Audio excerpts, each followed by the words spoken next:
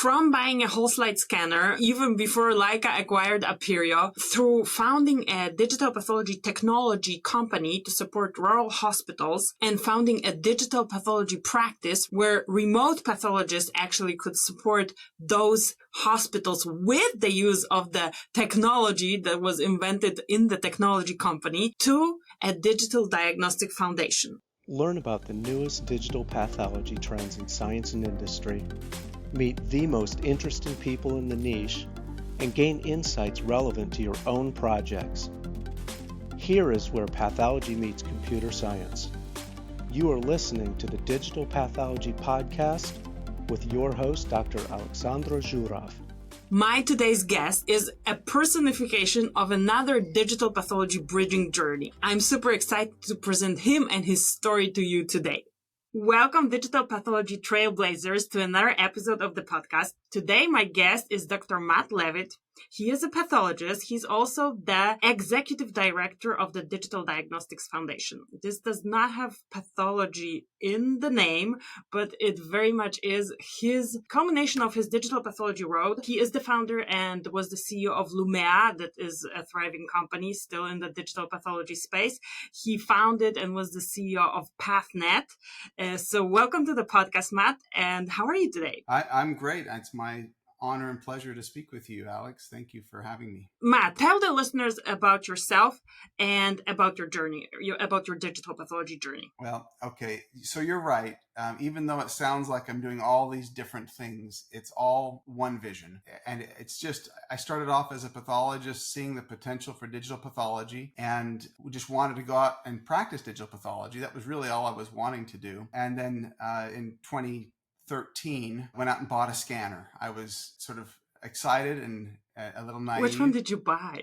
I bought the, it doesn't exist anymore. It was the Leica SCN 400. It was before Aperio.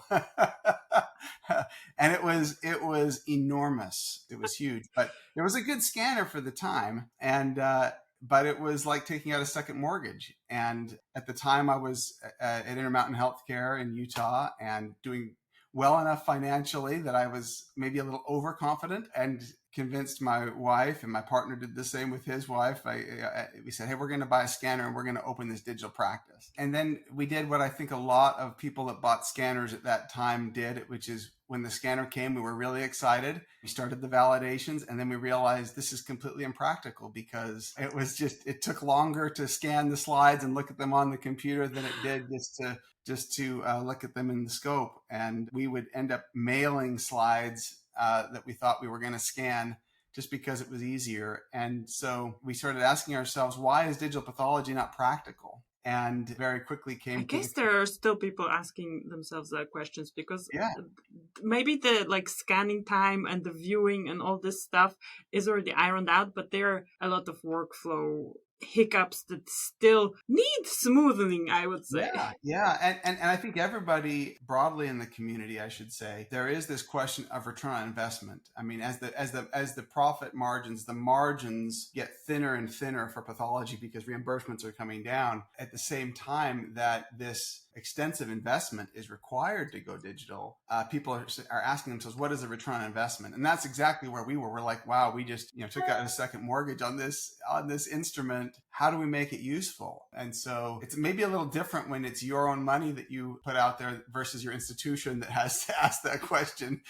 This was keeping us up at night. And so we started talking about it on our lunch breaks and saying, well, okay, what if we were to think about the pre-analytic workflow for digital pathology? Would we change it? And there's so many things about the pre-analytics in pathology that need to be revised anyway, that need to be changed anyway, because if you're engaged in molecular diagnostics or in immunohistochemistry, you realize that the variability in pre-analytics really is not good for these two revolutions in diagnostic medicine. One is digital transformation, and the other is molecular diagnostics. And in both of them, there needs to be more effort put toward pre-analytic standardization. So with that in mind, we thought, okay, well, what if we were to re-standardize or think of a new way for handling specimens that would fit in with cloud computing, that would fit in with better tissue preservation?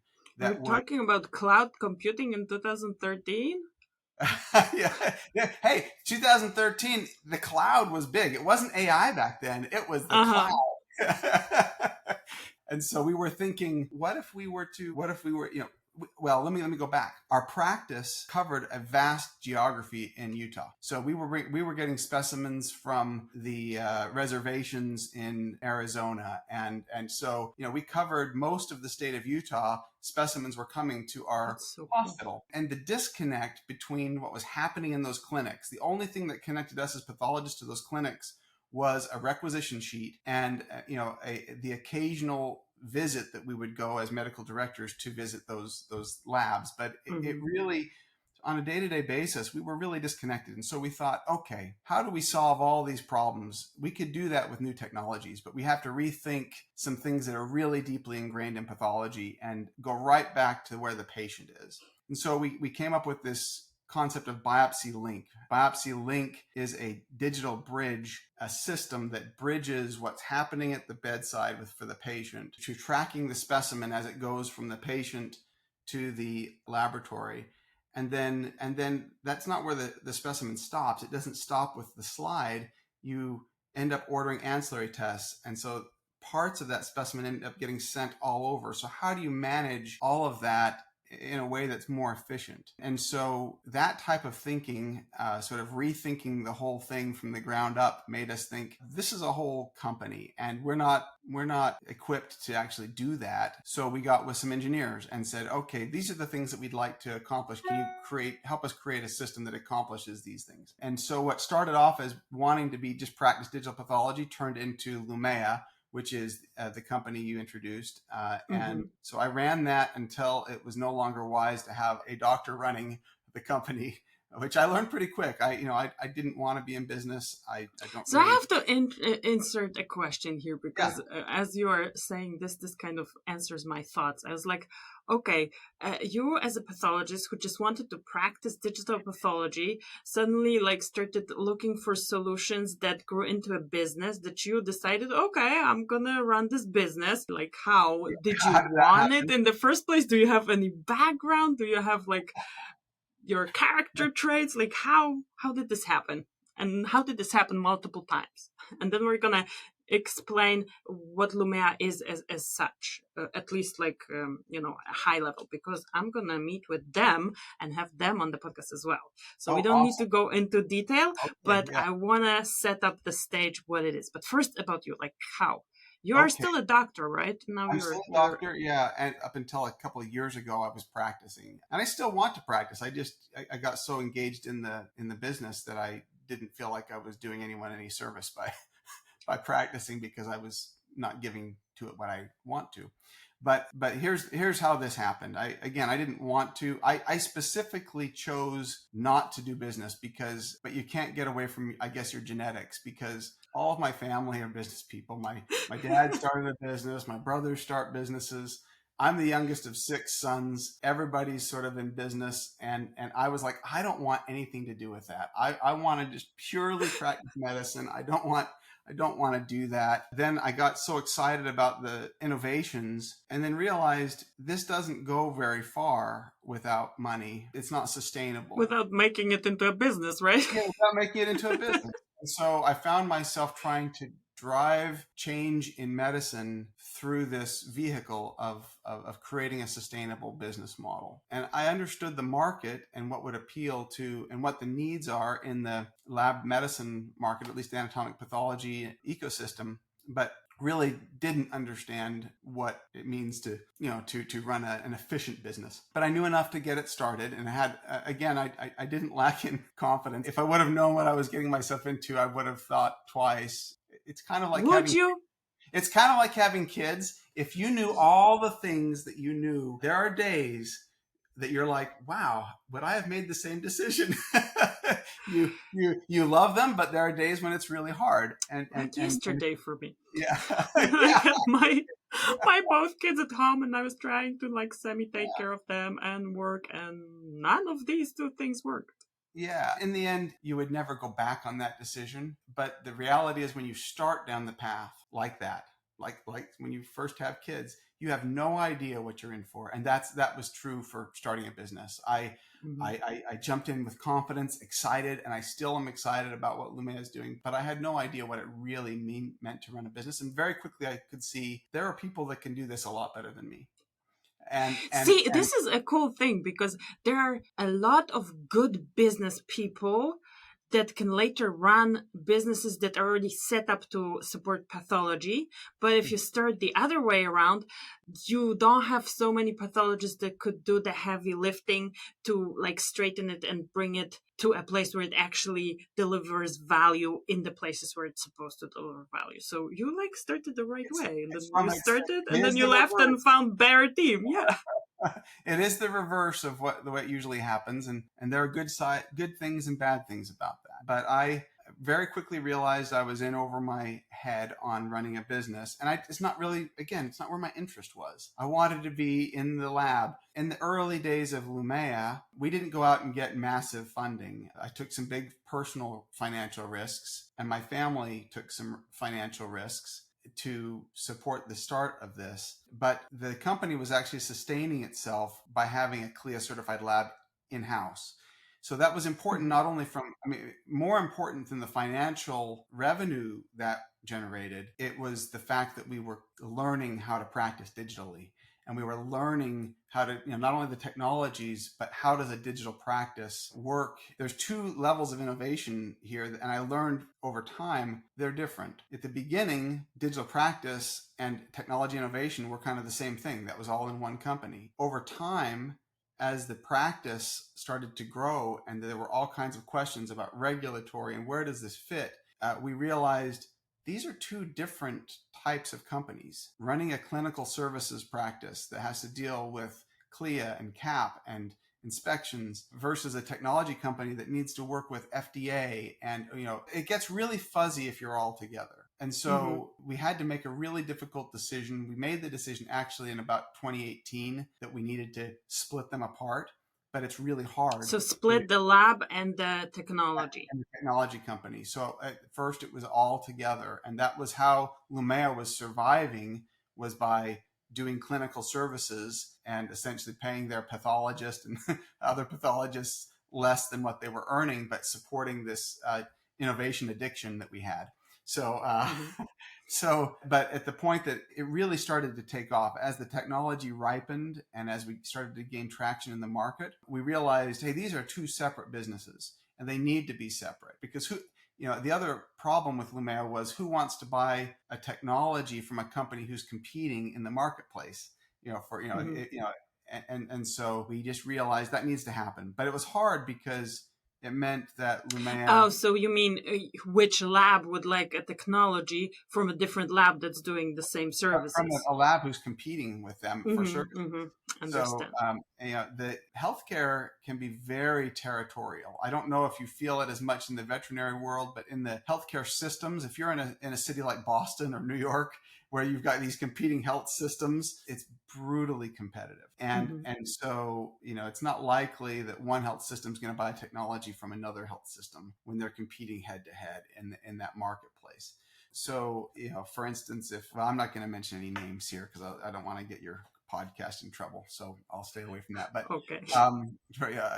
But although if you don't get me in trouble, please do mention any names you can mention because that's interesting. So, and if anything, then you're in trouble, right? Yeah, that's right. I'll steer clear of anything that stirs politics for either of us. But no politics, but to mention names if you can of companies, of situations. Yeah, because I do want to paint a picture of the landscape, and these are all players in the landscape. So if stuff is out there and you can mention, then go ahead. Yeah, well, I'm gonna mention two that would be obvious to anyone, just to illustrate. So if Quest Diagnostics, who competes fiercely with LabCorp, if Quest has a new technology, it's unlikely that LabCorp is going to buy that technology. LabCorp is going to say, well, we're going to develop our own to compete with Quest. They're not going to support one another. And anatomic pathology on a smaller scale, if Lumea was a lab and it has this technology, it's unlikely that LabCorp is going to buy it if they're competing with one another.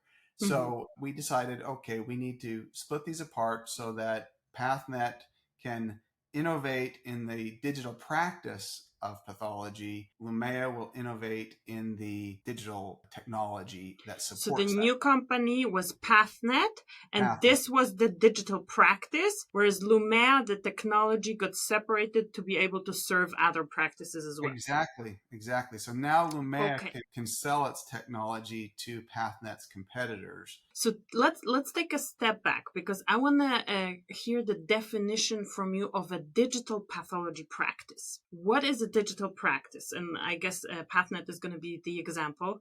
Yeah. And then I want to know, what technology did Lumea support the practice with? Great question. So one of the things that we learned very quickly, and I guess one of the things that led to this, is that when you add digitalization to a histology workflow, you increase the cost substantially. So by increasing the cost, that means that you have to have a very high volume going through that. You need high throughput in order to make that a viable return on investment. Right now in the United States, histology is happening in every small hospital, in lots of physician clinics. Histology used to be reimbursed very well, and so a lot of clinics and hospitals got into the business of histology before the reimbursements got cut. But but that's still happening, where there's a lot of small boutique histology labs all over the country. And what we realized in the sort of the business of digital practice, it makes no sense for these histology labs. They can't each buy scanners and each buy a digital system. And why would you, if it meant that now your pathologist is going to come and sit in your hospital and just look at it on a screen there? I mean, there's no advantage really over a microscope. What's needed is to be able to say, okay, we're going to centralize slide production and digital image acquisition, which enables us to be able to create the to have the volume and the throughput that supports that technology, and then more efficiently delivers that to lots of different clinics and hospitals. So to say that more succinctly, what we could see is that digital transformation is leading to consolidation of histology. There are going to be fewer histology labs, but they're going to be bigger. And histology labs are going to need to service many different institutions. In the United States, that could create problems for hospitals that rely on that revenue stream. And so that's an impediment to digital transformation. It's like, hey, I still need the revenue stream, but I lose profitability if I go digital. So that became an impediment to people making the decision to go digital. It made no economic sense. In the PathNet model, we created what are called digital histology centers. And in the digital histology centers, those serve many different labs. And the digital histology centers are not billing centers. It doesn't actually have it's CAP certified, CLIA certified, but it's not the billing entity. That enables it to be able to serve, 10, 20 different laboratories, consolidate that volume. Those laboratories don't lose the revenue of histology, because this is an important nuance. The technical component, billing, is based on where the gross examination happens, not where the slides are made. So what's important is that the gross examination, the accessioning gross exam that needs to be done by somebody who's qualified, that needs to happen on site based on the regulations. But they didn't have to have histology anymore. But they don't have to get paid. To get paid, yes. Brilliant. So by doing that, you're able to, so they maintain the billing, the hospitals and the clinics, but now they don't have to support these boutique histology labs. And most of the time, the small ones, the quality is not very good, because if it's small, it's usually made up of people who are moonlighting at 3 different labs, and they just can't give the time and attention, full time and attention to it. I'm with this podcast, I'm learning like so many workarounds the US healthcare system. Like, how can, in another podcast, I had a guest who was telling me how you can increase the amount of money you get by having a different level of consult when a dermatologist is showing a digital slide to the patient, even though the diagnosis was made somewhere else by a dermatopathologist. But like, there is a way to capture the money for this. Yeah, it's really people have gotten creative, right? That's what it takes, I suppose. The thing that I like about this, it's not just a way to capture revenue. It solves what I think is a quality problem.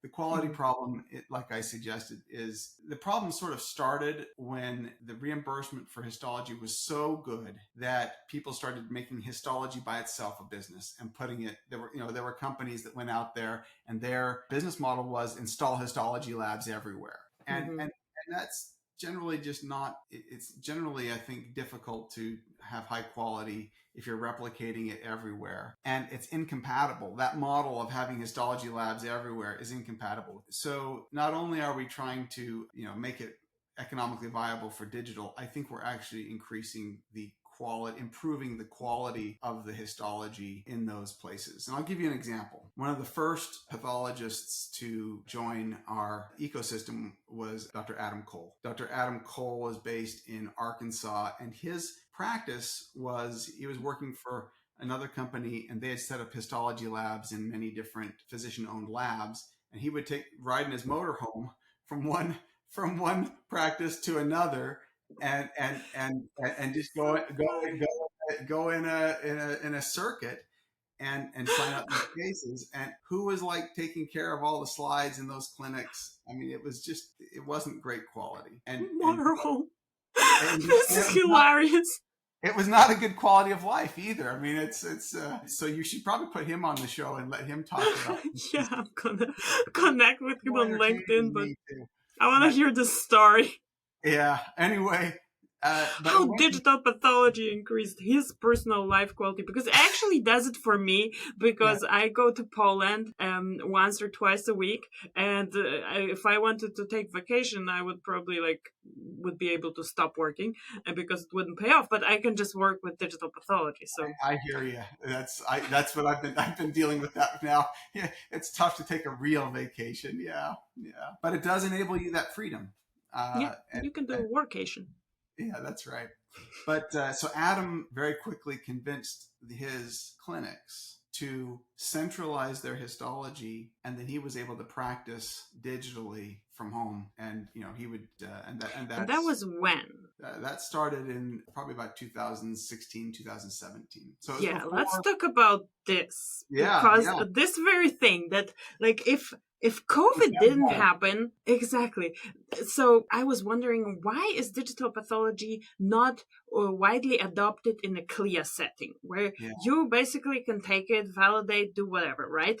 Why it's not there? Why did we need to wait for the FDA clearance of the Philips scanner in 2017 as such a big milestone? Why did we need a pandemic to hear that, oh, finally you can work from home?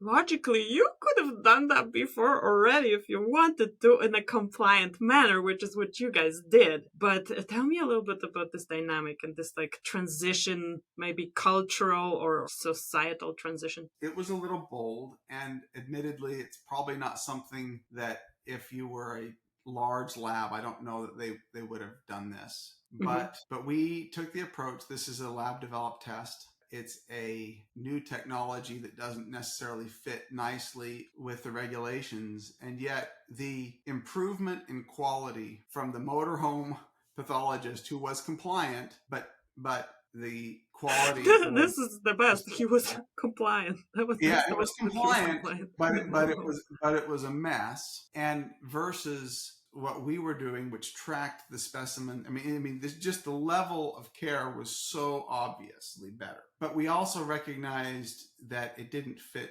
perfectly with CLIA and CMS. And, I took advantage of the fact that my brother was the former Secretary of Health. And so that's a good advantage to have.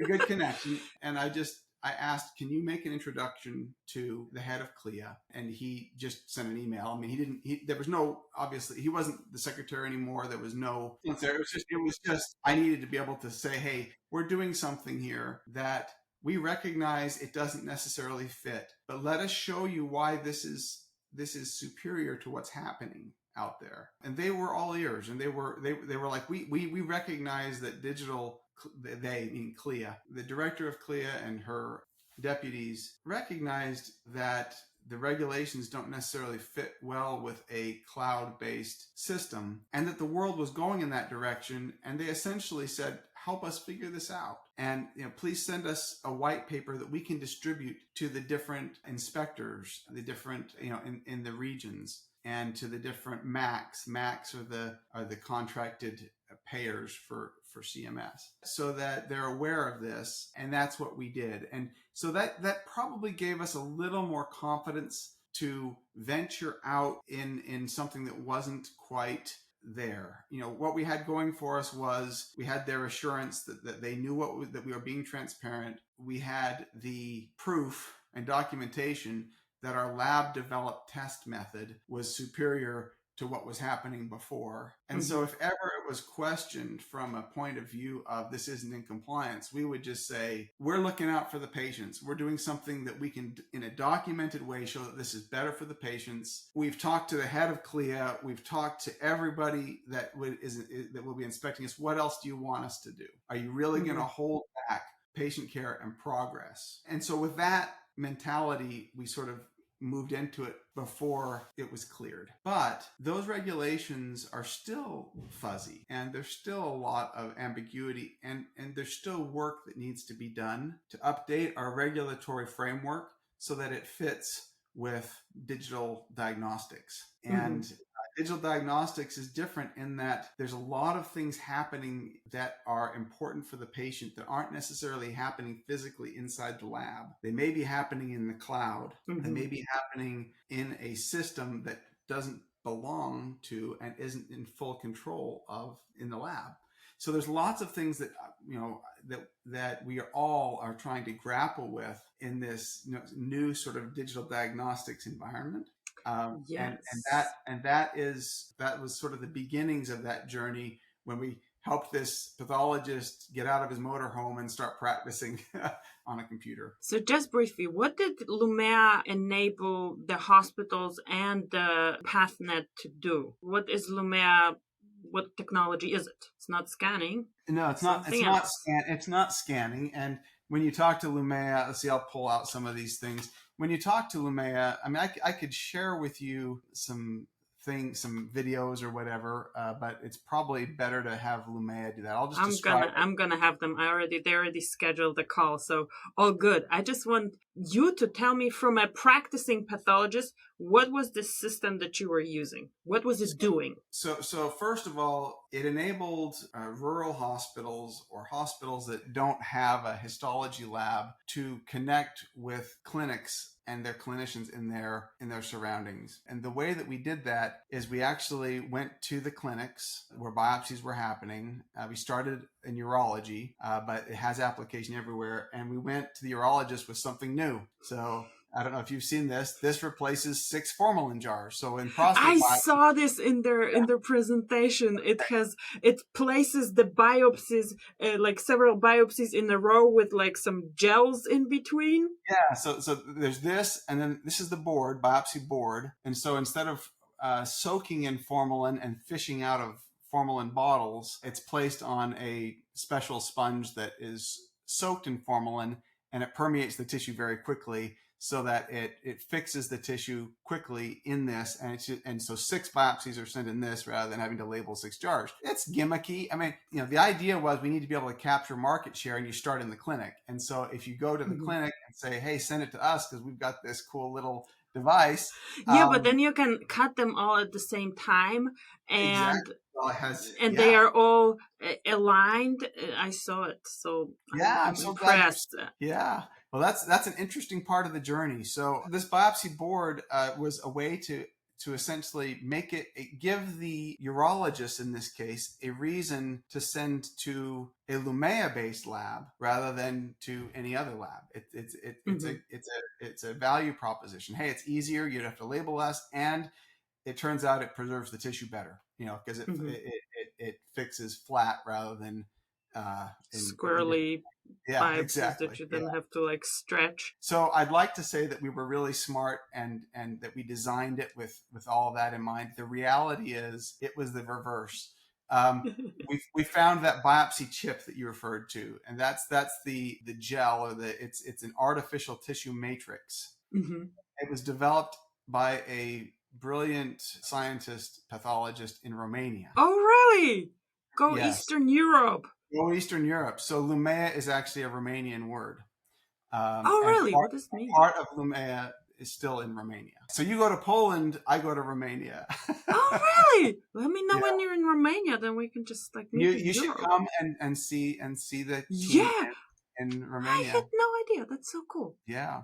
So we actually what we realized early on was that in order to make digital pathology valuable, we needed to come up with a better standardization in the way things were presented to the image viewer. Mm-hmm. And so it just so happens that at the same time we were thinking about that, it was about 2015, we came across a YouTube video from Romania, this Sorin Mushat, that was showing this biopsy chip.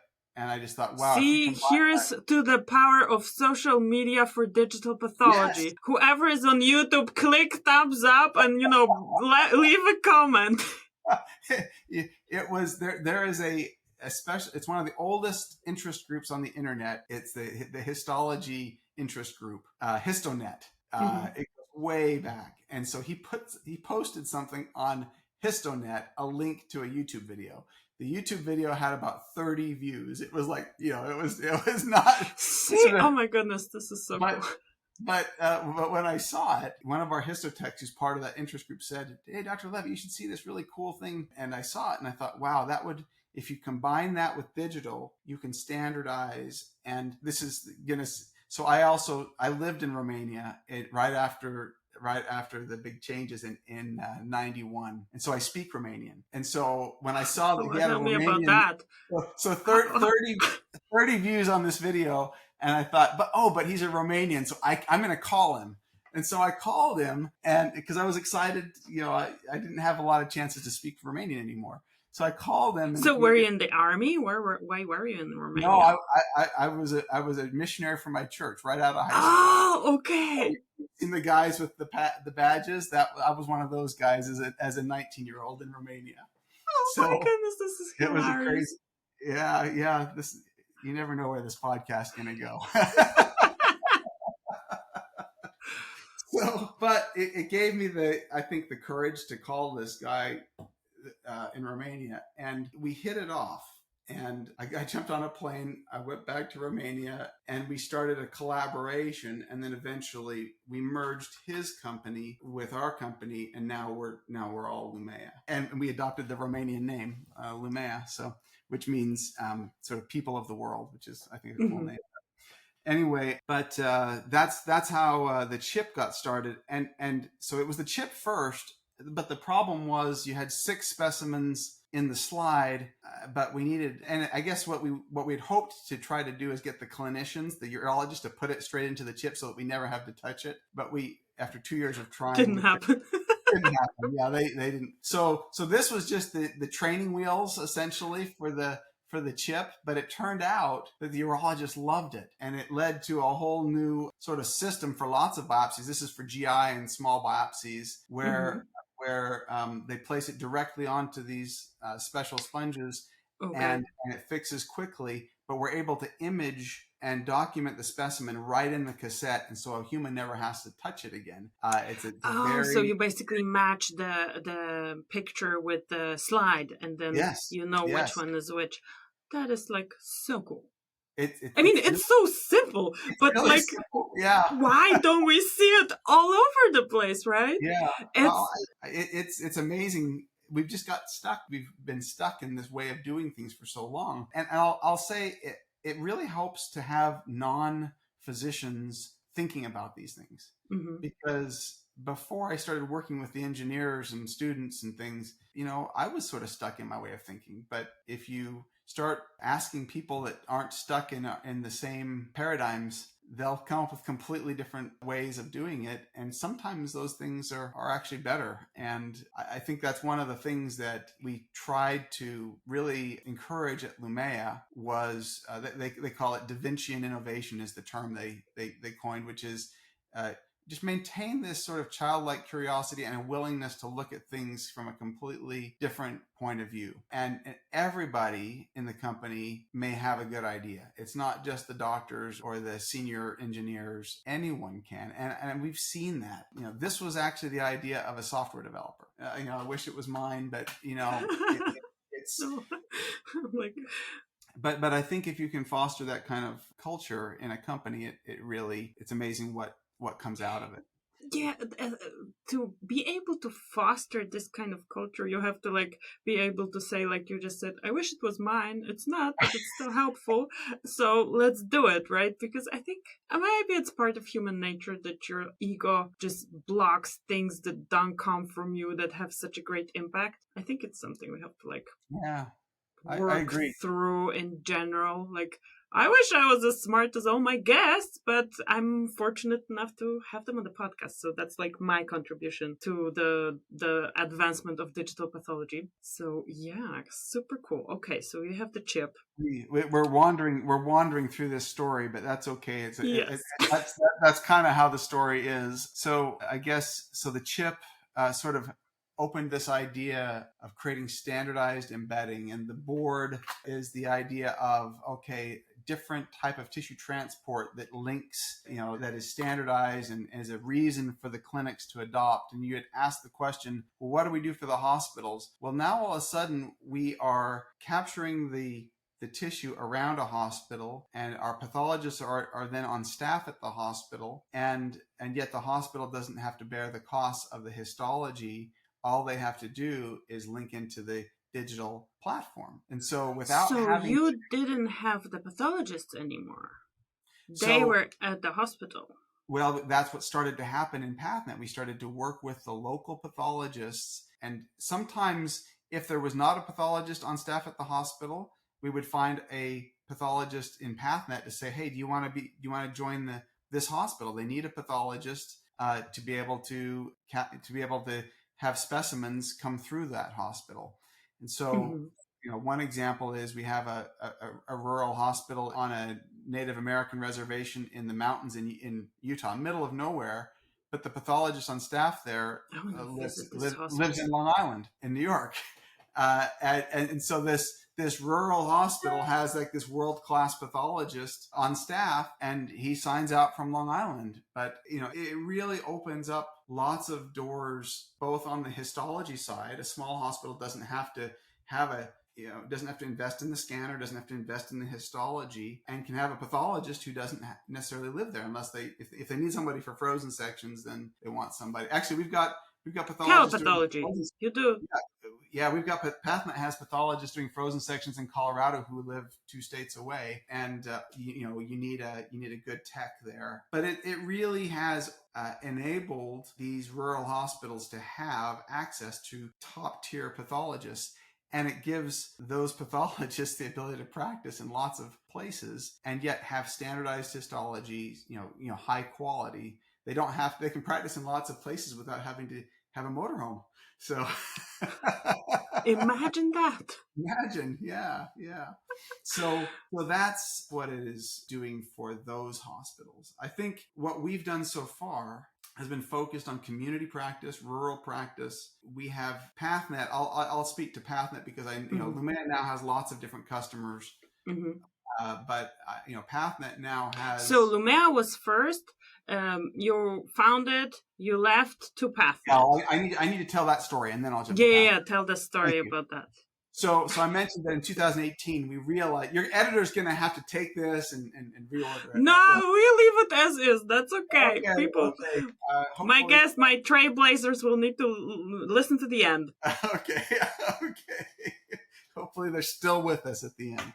But we realized in 2018 we had to split Lumea and PathNet, and it took the pandemic to really give us the motivation to say, okay, we're going to do this. And it was the demand for a digital pathologist in the pandemic, and that really drove that. So we spun off PathNet, and because I'm more interested in the digital practice. I love the innovation, but if I had to choose, I really love the practice. So I went with PathNet and wanted to focus on getting this digital practice off the ground. And so we had 3 digital histology centers, DHCs, one in Michigan, one in Arkansas, and one in Utah, the original one in Utah. And through those 3 digital hubs, we've centralized tissue and histology from over 200 clinics, 6 hospitals in 32 states. And so that's just PathNet. How big is PathNet now? It's probably got about 40 employees, I think, maybe Okay. 5 maybe full-time pathologists, and then a bunch of contractors who are in those hospitals.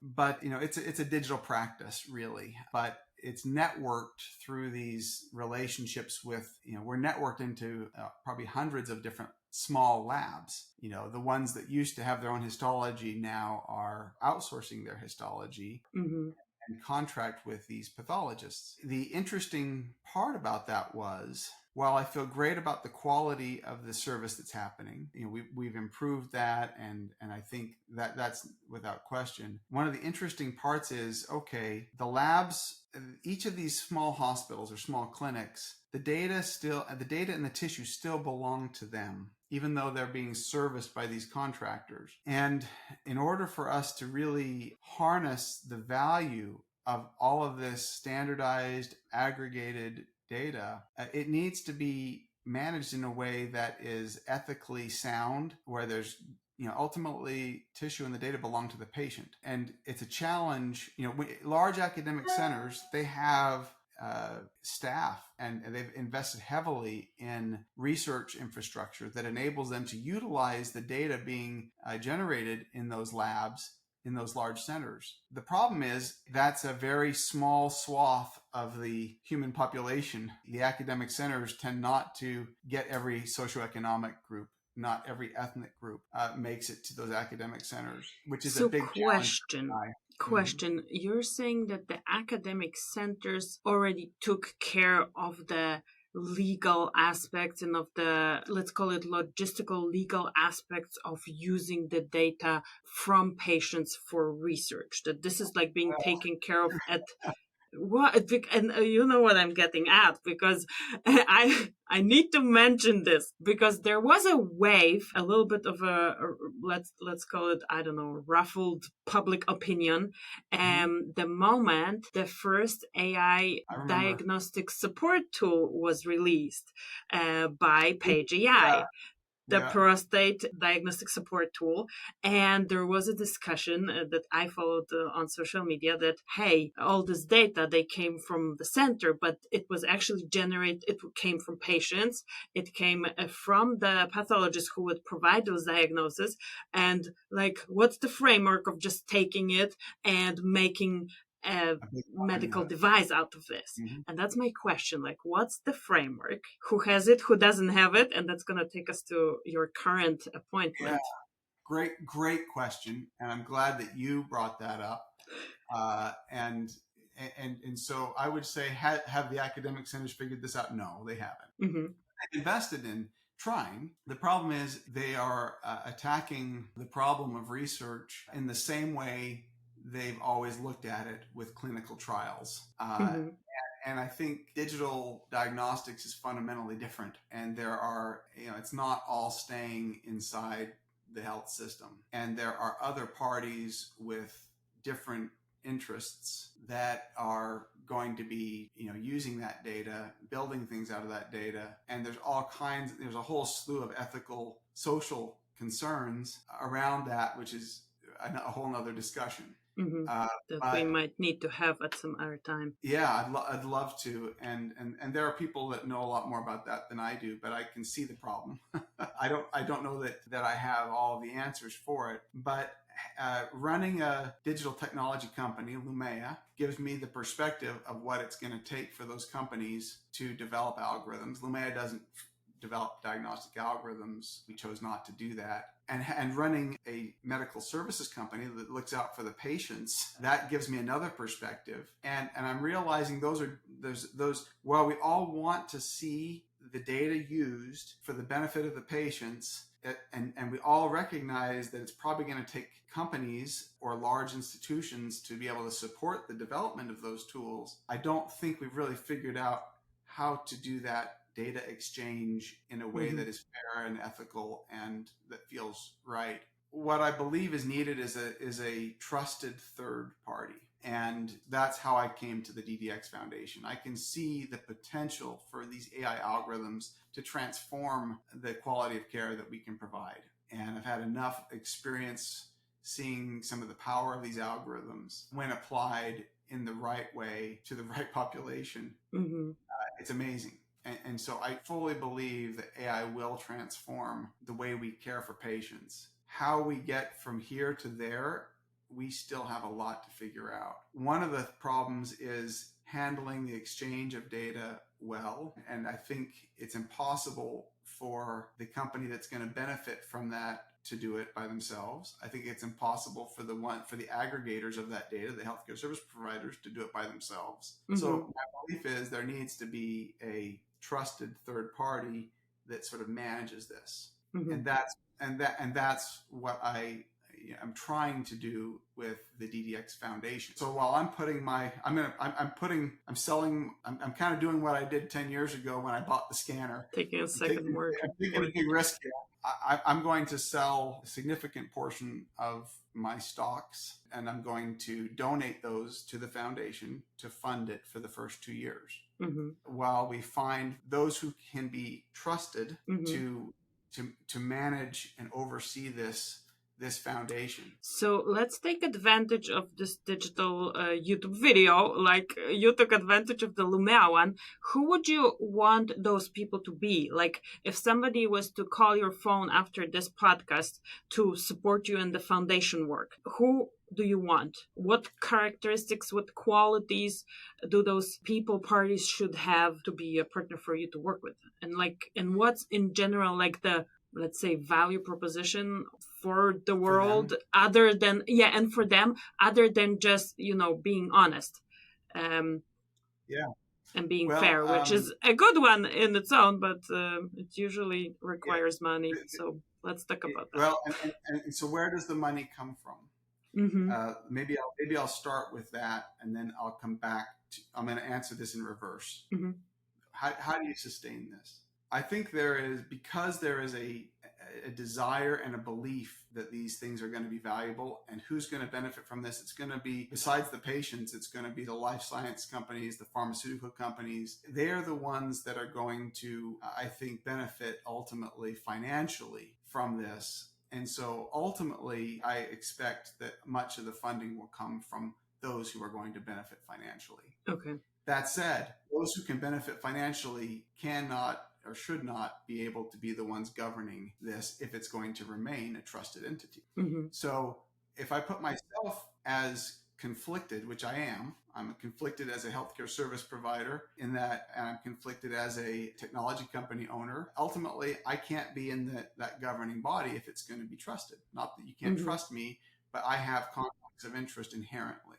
So ultimately what we see is a body that is going to be governed by a group that is universally trusted and supported one level down financially by those who are going to benefit from this. And those who are, and so the rule for this interplay, this exchange between life science, pharma, big technology, and healthcare service providers, the rules for that engagement are going to happen in the context of what this group is doing, is outlining. But I think it's a little bit like the open source community. There are open source communities that are nonprofits that defines sort of the rules for building this open source software that, why does it exist? Because they realize that there's value there that is good for humanity and should not be necessarily controlled by any one company. And that's sort of the realm where I see this foundation. Why would pharma choose to support it? Because I think if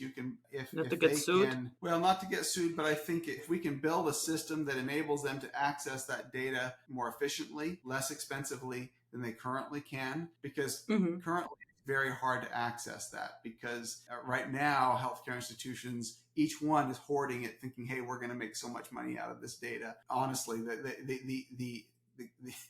I'm getting a little controversial now, but most of the big health systems, they all have big data plays. They all are sort of secretive about their big data play, and they all point to the other guys, and they all say, oh, those guys are selling their data while they're doing, all the big systems are doing that. The reason I think this has a chance at being different is because the groups that we're working with are so small and so insignificant. In the past, nobody has cared about getting their data. But in aggregate, it exceeds any health system. 2, patients that are in these communities that we serve are the patients that are in ethnically underserved ethnic groups. Which is a big bottleneck right now in development of all those models. Like you mentioned, the big centers do not have access to those minority groups. Exactly. So my belief is that if we can do this right, providing data that is less expensive than what they get from the centers, more a wider cross-section of our patient populations, that it will bring people to the table. And so we're going to start off just sort of trying to lead by example, doing some pilot projects and aligning the pharmaceutical companies and the life science companies who want access to this data. The clinics will benefit for the work that they're doing. They're not buying data. They're going to do work to be able to provide the outcomes for this. But it will ultimately be less expensive, more efficient, more standardized than anything that I'm seeing today in most data aggregation efforts. And the hope is that as we prove this concept, I'll step away from being, sort of leading it. And so you just have like 2 years, right? That's your time. 2 years to do this. Yeah. And this is where I'm putting my focus right now. And it's a risk, but it's needed. And ultimately, I know that there are smarter bioethicists, smarter technical folks. There's going to be people in that governing board that are going to be far more sophisticated than I am in thinking about the way this should be managed. And my goal is to find those people and then create a board that is trusted, and then come down and try to work in the in this exchange process so that we can actually start bridging this gap between where healthcare and technology need to converge. So that's a lot of heady talk, but I hopefully it makes sense. It does. And let me tell you, so it's not the first time, not exactly in the same way, but it's not the first time I hear this concept. There is a public-private consortium going on in Europe right now called Big Picture. And they're... Right, you know about that one. And they haven't, one of their packages, one of the work packages that they have is called Honest Broker, because their goal is also to aggregate a lot of image data to give access to this data for entities to develop algorithm on. But they need an honest broker for people to provide and for people to extract the data from. So it kind of is in parallel what you want to do. Yeah, ultimately, I know we're going to have to bring whatever we're doing together with like-minded groups like that, and I love what Big Picture's doing. And I am a fan of Big Picture. I'm going to have them on the podcast again in September because they're meeting for discussing in Dublin in September. So I'm going to be there. So fantastic. This is amazing. It's also a cool story. I know. Fantastic. Thank you so much for joining me. And okay, so I'm going to be on the lookout for the outcomes in the next 2 years, judging by your other endeavors. 2 years is the timeline to build up and exit, right? I'm curious what's going to be your next thing. I just want to go back and practice pathology. Yeah, I do. Oh my goodness. Somebody will take me again. Maybe. So another question, just one last question before we finish. What kind of data do you guys want to aggregate in the foundation? Are we talking We're going to images as well? Oh Everything? yeah. So we have over. So if you just look at what we have access to today through PathNet and other Lumia clients, we have over 1 million prostate biopsy images. Probably, I mean, it's probably one of the largest, and they're all standardized. They're all done in 3 labs, similar protocols, same scanners. So it will be a very, I think, it's already, the challenge is not actually, we've overcome the challenge of aggregating a massive amount of image and metadata. The foundation will focus on consent and putting those kinds of things in process that will be sort of an independent, it will act sort of like an IRB and some of the things that large institutions have in place, which are out of reach for community practices and small. So essentially our goal is to aggregate it'll be mostly in the first year or two, it's going to be focused on prostate cancer because that's where we have the data. But as you know, if this is successful, then we'll venture into other things. Okay. Thank you so much for joining me, Matt, and I wish you a fantastic day. Thank you. Great to be with you. Thank you so much for tuning in. If you stayed till the end, it means you are a true digital pathology trailblazer, and I have something special for you. Recently, we have launched the Digital Pathology Club membership. It's a library of all our courses covering image analysis, AI in pathology, digital pathology, lead generation, and we are creating new courses every month. After each course, you get a certificate of completion, and you can easily keep track of your continuous education. And I would like to give you a free trial of the membership so that you can see what's inside yourself and be in the know about the digital pathology principles and the new advancements. So go ahead, click the link in the show notes and join me for a free trial of the Digital Pathology Club. And I talk to you in the next episode.